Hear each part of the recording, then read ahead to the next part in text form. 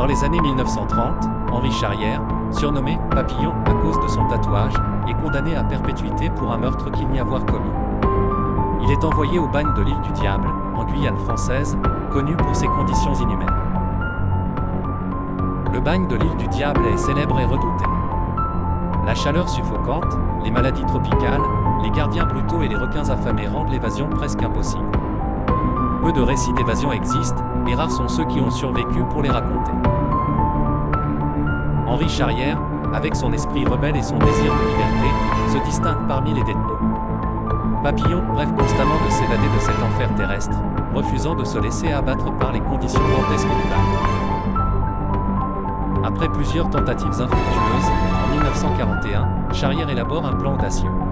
Il construit un radeau de fortune avec des noix de coco et des troncs de bois flottés, démontrant une ingéniosité remarquable pour s'évader.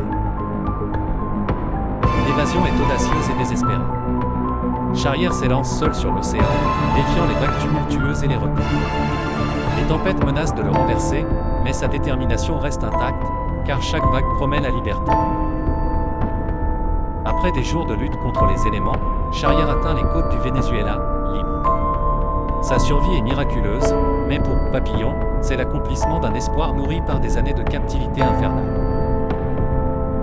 Plus tard, Charrière partage son histoire dans un livre autobiographique intitulé Papillon, publié en 1969. Son récit captivant devient un immense succès littéraire et une source d'inspiration pour beaucoup. Le livre Papillon est adapté au cinéma, immortalisant l'épopée de Charrière. Steve McQueen et Dustin Hoffman incarnent magistralement Papillon à l'écran, ancrant son histoire dans l'imaginaire collectif.